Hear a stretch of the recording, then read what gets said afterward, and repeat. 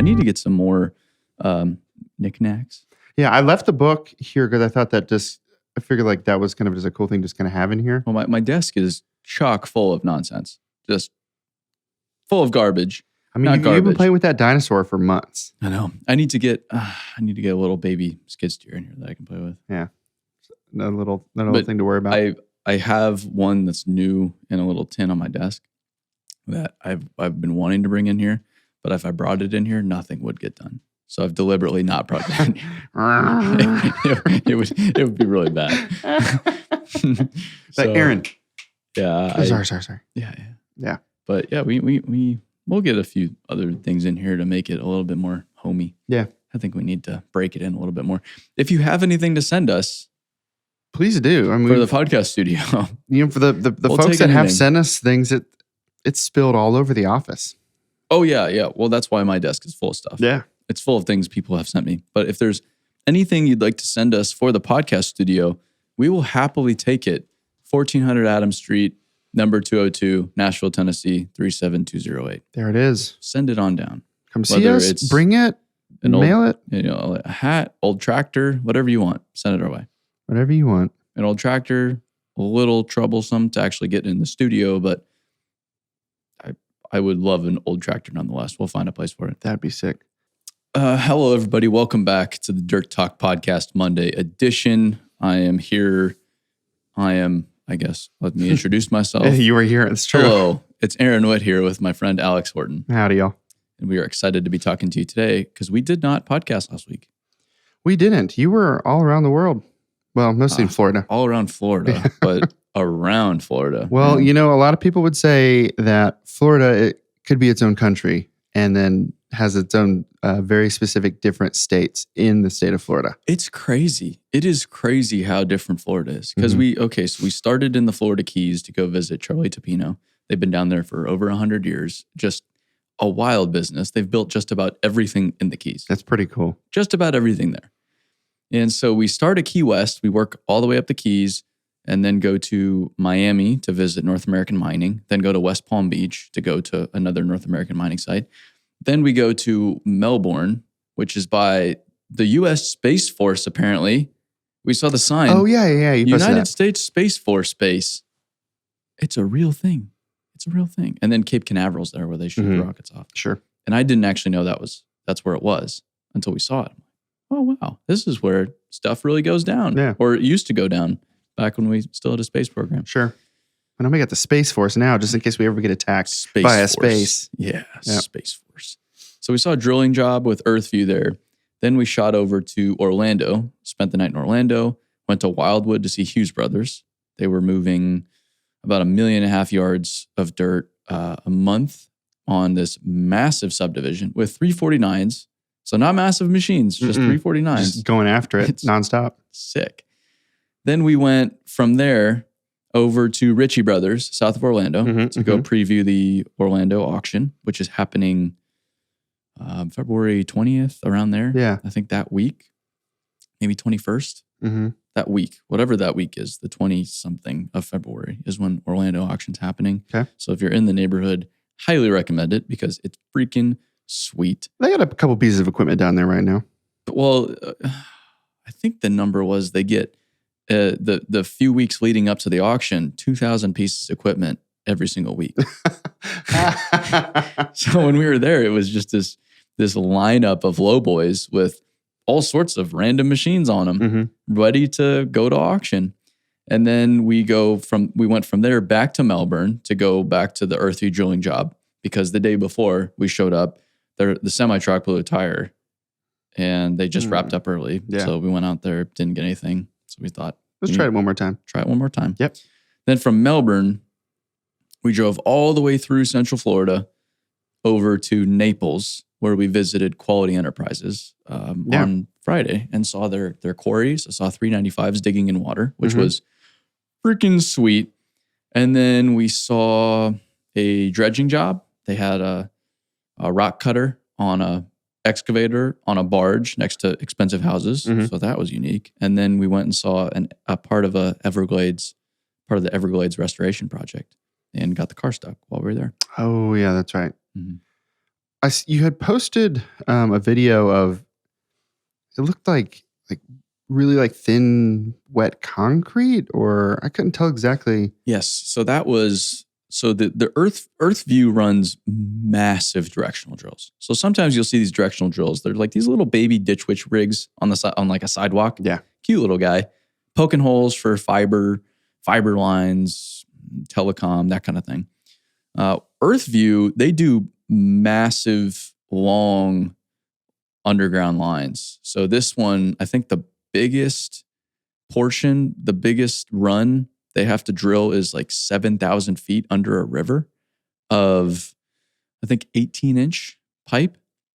So they're pulling big pipe over very long distances. Yeah. I know you can take my words and skew them Sure. to mean other things. So if everybody's chuckling, chortle. I'll cut out and make just like a little clip for people to share. Perfect.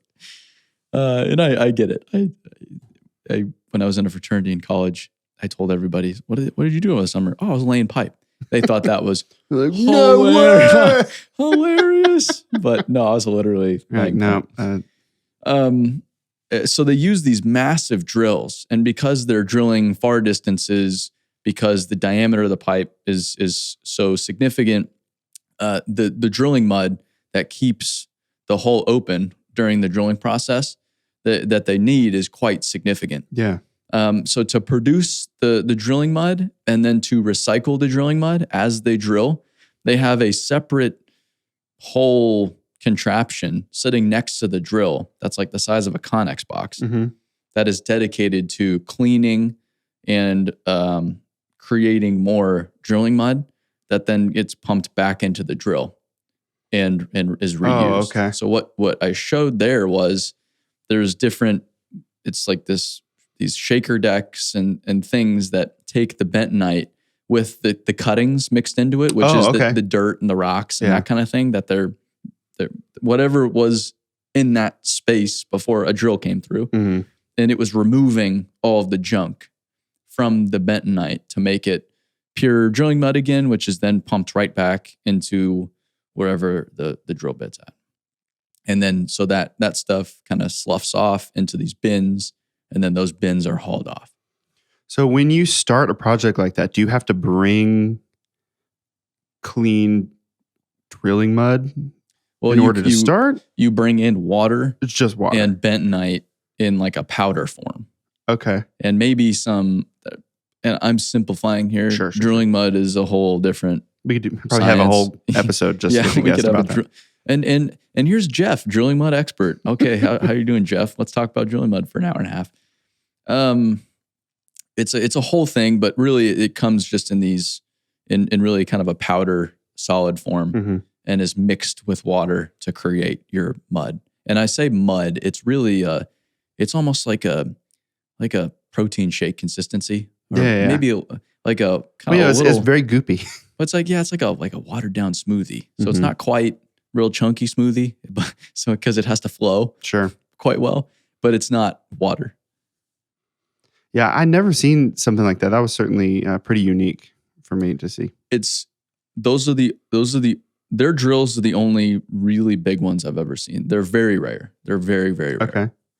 Now, when companies are doing that sort of drilling, are they having to like manually fabricate themselves, or are there other companies that make those really, really like rare tools like that? It's all. I think it was an American Augers machine, if I'm correct. Okay, because doesn't Midwest Mole make some of their stuff themselves? Yes, but they're doing. It's not. They don't make horizontal directional drilling rigs themselves.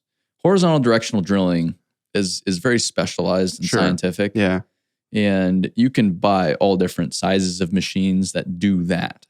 And then you can buy different cutting heads that can adapt to different ground conditions. Whereas what they do, the larger diameter boring, most projects are quite custom. So that's where the fabrication comes into play. Okay. But they do horizontal directional drilling as well. And they buy. And they're making tunnels and all kinds of stuff. Yeah. Horizontal directional drilling is typically maybe it's like up to 30, 36 inch. I mean, maybe you could do 42. And I'm speaking out of my ass right now, but sure.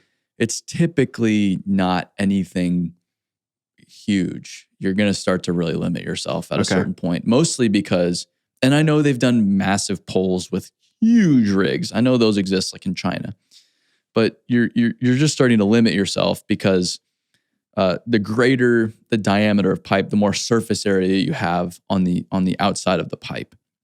And then over a longer distance, you have all of that surface area rubbing against the soil, which is creating friction.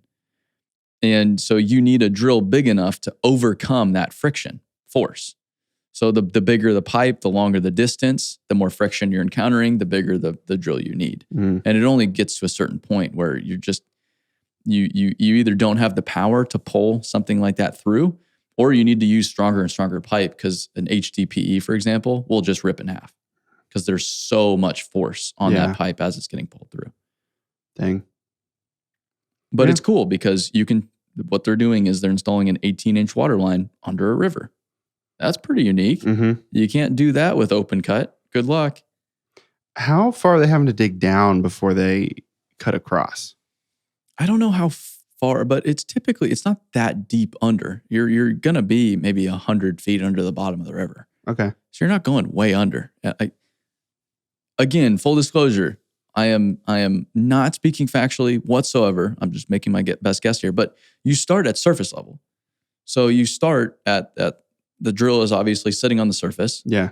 You have your reception pit, which is starting at the surface, and then you'll cut the pipe a little further down the road when it's at the proper depth that you need it to be there. And then if you're going under an obstruction, for example, like a river, you can dive under the river and then come back up at the other side of the river because you're steering the bit, you're steering the drill as you go. So it dives under the river and then comes back up to the surface at the other side. So it'll be kind of a U. Cool. That's awesome. Another thing that's been pretty fun around here, had a big leadership team meeting with the BuildWitt crew here. We have a leadership team meeting, but what we were talking about when we sat down for this podcast was there is a conference room chock full of people, chock full. Like they had to pull a bunch of more chairs in there to get more people in there. I don't know those people. I don't know those people. Yeah. And they all work at this company. They do. Which is a really, really weird, like very exciting, very fun. I'm super grateful, super excited to get to know them, but really weird phenomenon. It's bizarre. Because up until this, you kind of know who's coming. Like, oh, great, we're adding Alex to the team. And I spoke to Alex twice now before we got him an offer. And you're super involved in everybody coming on board and you get less and less and less so. And now it's, hey, this person's going to lead this team. Dude. And you're like, what? we went from 35 to over 70 at the close of, after onboarding's done, everything's checked out at the close of February. Yeah. So in a 2-month window, 35 people. That's crazy. It is fun, bizarre. It's been really exciting. There's been moments where I've been super overwhelmed because that doesn't mean our business just got twice as complex. That means it's got 50 times more complex with that many more human beings bouncing off one another. And it's starting, I mean, we're really moving now. And it's fun. It's exciting to talk about. I love all the, like every new person that comes into our business. Yes, more human capital, another human being. I can't wait to see what they can do here and wait to see where they go. And it's genuinely so exciting for me. But also it's like, wow, we've been talking about it, but it's really happening. And we're really incurring the risk here. Yeah. We're really swinging for the fence. And we said we wanted to hire people and we did. Let's hope this works, man. Because we're building this software product, this training product that we're going to increasingly talk about over the next few weeks and months. But it doesn't exist yet. But to build it, you need the team. So you need to get all the people to go put all of this into place to hopefully make money. And we think we have a good plan, but there's nothing guaranteed here. We could, in theory, make no money. That's quite a possibility. Well, we've already sold the product. So we've made money. We've at least made a little bit of money. Made a little bit of money. Man, yeah, we're just like at an exciting point here. So much is happening. I mean, we've talked a lot about both internally and externally that, it's increasingly becoming harder to like know everything that's happening here at BuildWitt. Can I plug the training product? Please. If you're looking for training within your business, or you as a leader individually, you can just go to buildwit.com and hopefully you can navigate our brand new website that talks about the new social app we just launched. That talks, and hopefully I'm supposed to talk about that. If not, you guys listening to this are ahead of the curve. And then you can see and in real life, look at our training product, look at the tracks, look at everything, samples of the content that's going to be on there. It is really cool. You'll be able to train excavator operators on how to inspect the undercarriage of an excavator. You'll be able to train people coming into your business that have never been involved in the construction industry before, how to read a grade stake, how to be safe on a job site, what basic industry terminology looks like. All that kind of stuff is going to be in one digital place. It's all going to be micro training. So it's going to be 2.5 minutes on how to properly change out the air filters on a dozer. And I don't know if that's actually a thing or not. I'm just hypothetically. Hypothetically, but eventually it will be. Yeah. So it's really, really cool for anybody. I think it's exciting for someone that's new in the industry because it's gonna allow you to accelerate your growth. And it's not going to solve all your problems, but it's going to give you a really solid foundation, which is very exciting. And then even if you're an expert, even if you've been operating for 30 years, what I've come to understand is most everybody's not actually taught how to run a machine properly, how to do things properly. There's a lot you can do even with it. There's just the best operators I know, they're always learning. They're always looking for better ways to do something. And if we can give you a tool to potentially even just double check, like, am I really using this machine in the best way possible? And I know you have maybe 20 years of data, but maybe there's something that you can gain from watching this. And the fun thing is, it's all on a digital platform, so you don't have to admit you don't know what you're doing. You can go there and learn about how to bench load more effectively without having to admit that, I don't really know how to bench load more effectively. So you can go on there, you can learn how to bench load more effectively in these, few minute videos each on an iPad or on your computer at home. You can learn about that, and then you can go try it out the next day and hopefully be more effective at your job. Yeah.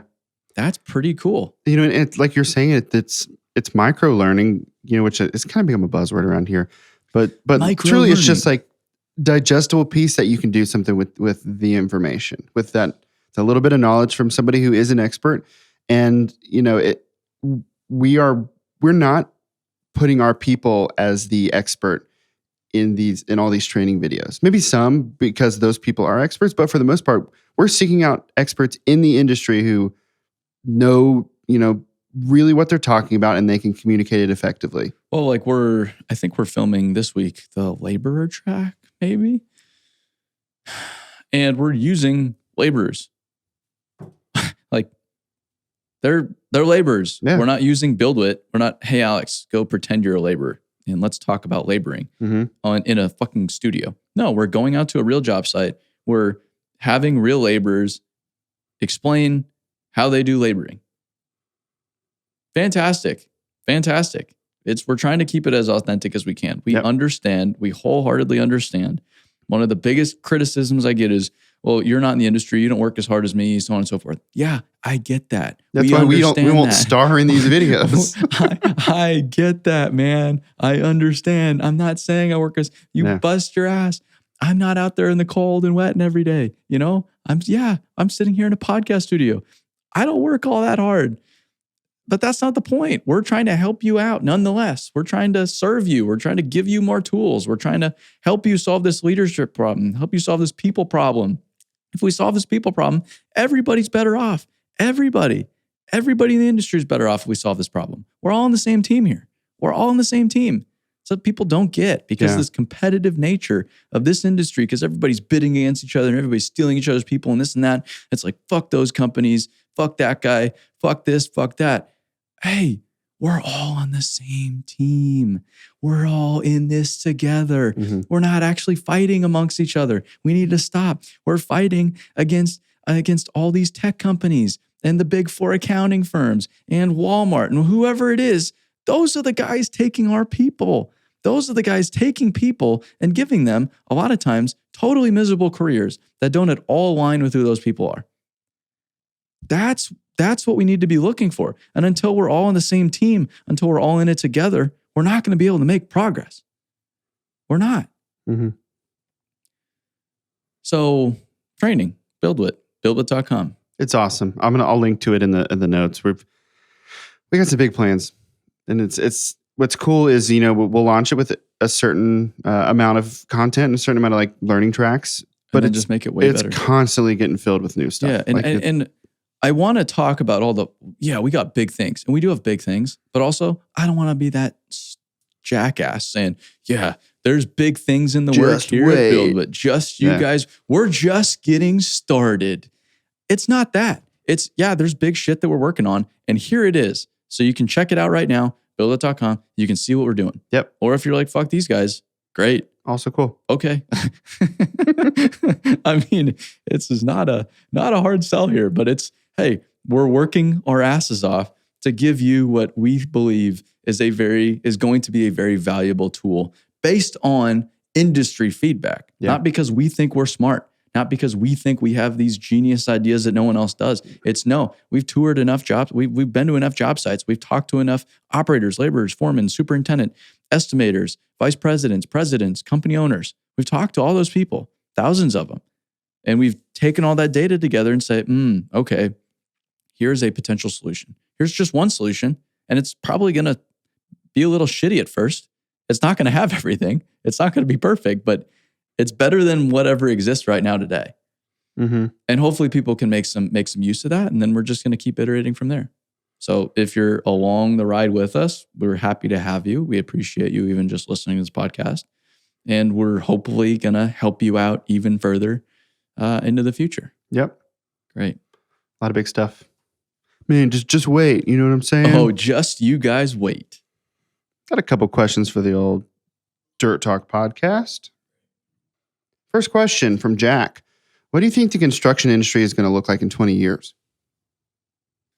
I hope the construction industry isn't flailing its arms around and terribly anxious about the whole people problem. I hope within 2 decades, we can figure the people problem out so that we can just operate businesses better, so that we can implement better technology, we can build more effectively, we can create better products for society. We can do all the cool shit because we don't have to worry about people.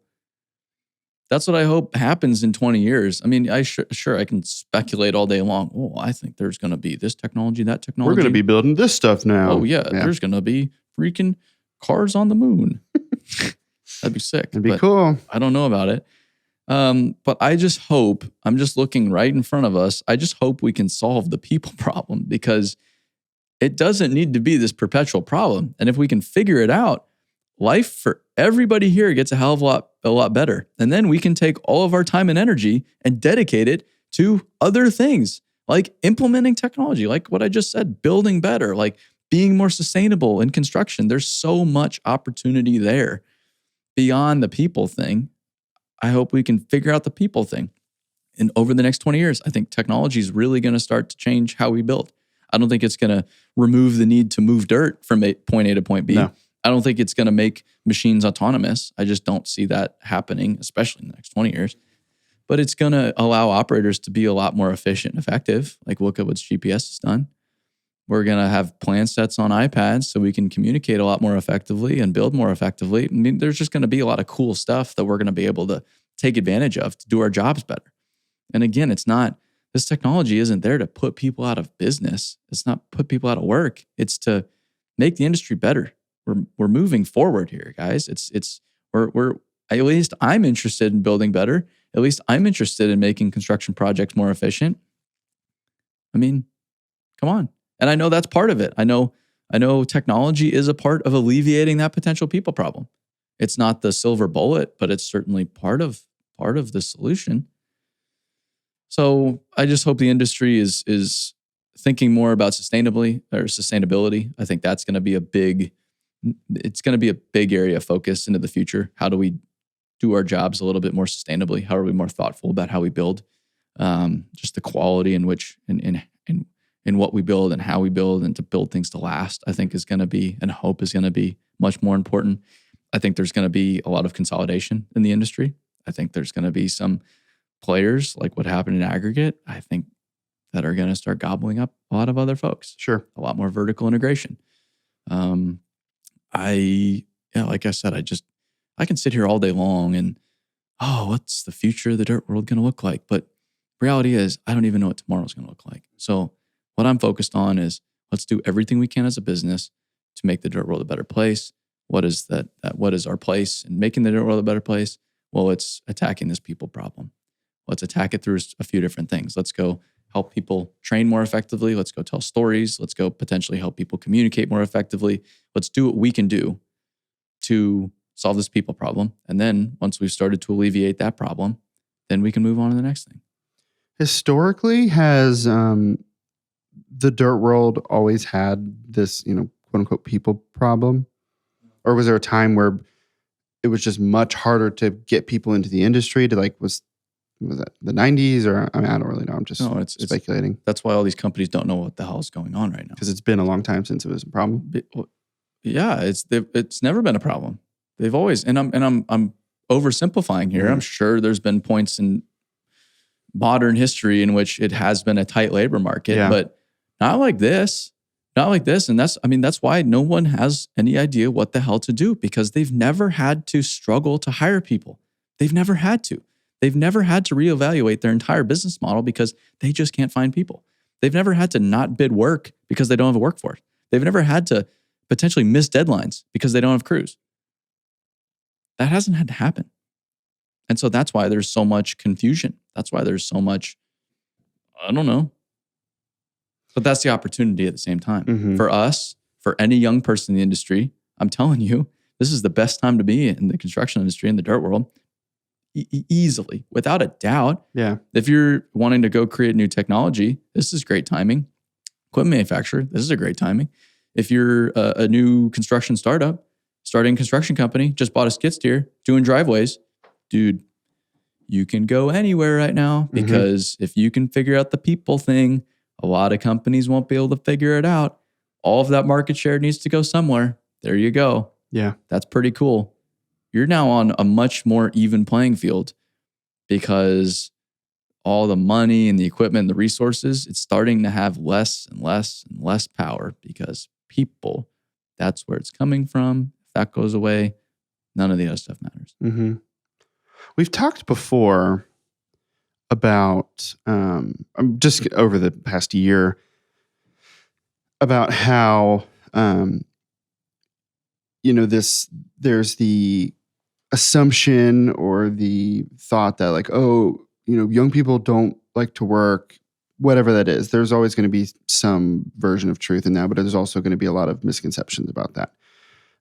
But I'm thinking right now, from the perception of, these companies, like you said, have never had a problem of finding people, and now are at a state of confusion because they're having to say, well, why can't we get people anymore? And when I think about it that way, I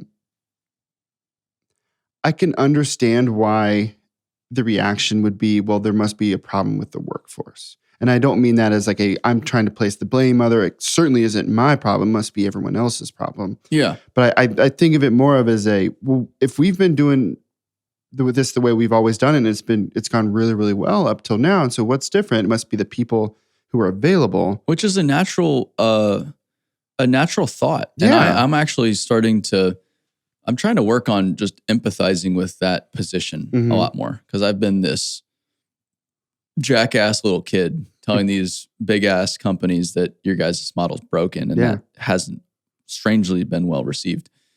And so there is a level of, I get you guys are a little scared right now. This is frustrated, confused. I know. Yeah. It does seem like these kids don't want to work, but also just going and sure, let's recognize that, there's a problem here. Yeah, the workforce has changed, but also we need to be productive about it.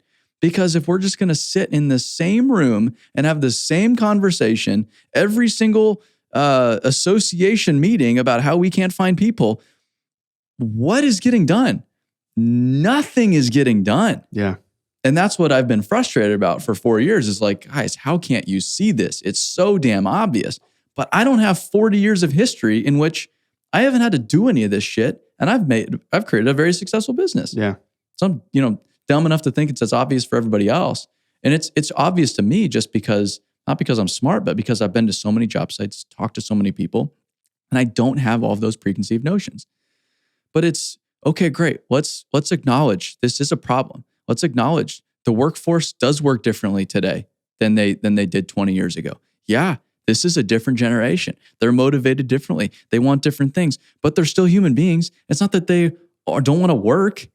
That's not it. Yeah. And I'm not a construction company. And I'll never say I'm a construction company. And I'll never say that, because it's easy for me, it should be easy for construction companies. But let me tell you, our average age at BuildWitt is 33 years old. Average age, 33 years old. We have over 70 people now. We have we just did the math on it. Open application, a job opens up. We have 120 applications per position. 120 applications per position. We're finding a lot of young people that want to work. Mm-hmm. And I get it. We're not putting people into a ditch with a shovel to lay pipe. I understand. That's a different ballgame. But these are still kids that are working hard. Matt was busting his ass with me all last week. We were doing 16, 18 hours a day. He didn't bitch about it. Yeah, that dude's 20 years old. He's 20 years old. But I thought, wait a minute. I thought kids didn't know how to work. It's just not. And if you believe it to be true, it becomes true. Yeah.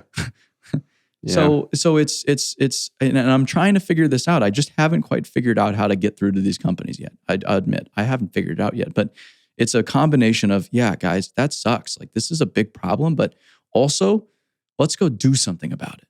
Let's go do something about it, because if we can figure this out, we can make everybody more successful. We can make everybody in this room better off. We can make society better off. We can make our people better off. We can get more people in. Let's look at it from a excited, opportunistic point of view, because that's what I'm looking at this as. Yeah. This is an opportunity, man. This is exciting. Let's go solve this problem. Let's go do it. I wish I had like an old church organ right now, because I feel like you had like a really good rhythm. Yeah. And like I love when you get going on stuff like that, because like that's coming from the heart. Like that's coming from the gut. And that's not I've been really practicing my business spiel in the mirror. Like, no. I can't wait to have this conversation. See, I was thinking about the podcast thing with Joe Rogan. And it's funny that everybody thinks like they're trying to paint Joe Rogan into someone he's clearly not. On this format, you can't really hide who the hell you are. Especially what he's doing, with how hard that is. If I'm trying to do an act for 3 hours with somebody else consistently, maybe I could fool some people. But if you do that for 10 years, there's so much data there to say, well, I don't know this guy, but I kind of know this guy, because it's such a vulnerable format. You can't fucking hide. You just can't do it. And so to think that these people, they're just so arrogant to think that they can paint him in a complete different manner that doesn't align at all with who the guy is. It just makes no sense. Like that's where podcasting is cool, because you're kind of putting yourself out there a little bit. I was talking yesterday with our marketing team. I did a presentation just about BuildWitt podcasts from their inception to right this second. And one of the topics I highlighted multiple times is there is this like intimacy that comes with listening to a lot of episodes of the same podcast. Yeah. Where it can feel that like you're kind of the third person in the room, or the fourth person, or however many there are, plus you. That, there's really no hiding. It's not like this is a 10-minute bit. We've rehearsed it and we want it to look exactly like this. It's like, no, this is just like open, honest conversation. Nobody's really playing a part. Yeah. And that's just what the format offers. But that's also where I think, we're building an audience of people who care about the things we're talking about, not because we're talking about them, but because they care about the topics. Sure. They care about the dirt world. And like, that's what we're focused on, man. And so you can't really hide when you're laying yourself out there, you know? When you're laying yourself out there, and these big media companies, whoever the hell, they think that humans are not that intelligent. People are smart. People are smart. They pick up on things. They're intuitive. Mm-hmm. I don't think human beings are given as much credit as they deserve. If you're bullshitting people are eventually going to pick up on it. Yeah. It might take them a little bit. And there are some, larger psychological, effects that could come into it and trickery or whatever it is. But it catches up with anybody at the end of the day, no matter who the hell you are. If you're trying to convince people of something that you don't genuinely believe in, no matter what it is. It could be at a company, it could be a government, it could be anything. It's going to catch up with you. So hopefully everybody listening knows that the whole make the dirt world thing is, make the dirt world a better place thing is pretty serious around here. And we're pretty into it, Well, one thing I can say is that we talk about it more off the podcast than we do on the podcast, which to me means that it's not we got to make sure to talk about that on the podcast. We got to make sure we put it out in the world and the things we publish so people know we want to make the dirt world a better place. It's like, no, it's just a topic for us here because that's what we're trying to do. That's all we talk about. Yep. Cool. Well, I think that's a Dirt Talk episode. It is a Dirt Talk episode. Check. Well, I really appreciate everybody listening. The numbers have gone crazy this year so far. Mm-hmm. So hopefully there's some new people, like mathematically speaking, there's either new people listening or someone's listening to these episodes a lot of times over. One of the two things. It really can only be those two. One of the two things. Yeah. So hopefully there's new people here. If there's new people here, we're super stoked to have you. Thank you so much for listening. We genuinely, we're so appreciative that you take the time to listen to us two idiots talk about the dirt world. Two people that aren't in the dirt world talk about the dirt world. Sure, that's what you want. That's what you want to listen to. We're very thankful if you can review the podcast on Apple Podcast. It's a huge help. If you have questions or thoughts, send them to dirttalk@buildwitt.com. We would really, really love to hear from you. Mm-hmm. If you have anything to physically send it into the BuildWitt office, 1400 Adams Street, Suite 202, Nashville, Tennessee, 37208. If you want to come say hi to us, there's somebody here 5 days a week now, which is pretty exciting. So stop by the office. Look us up on Google. When you're in Nashville, Tennessee, we'd love to hear from you. Yep. And until then, we'll see you on the next episode. Everybody stay dirty. Thanks, y'all.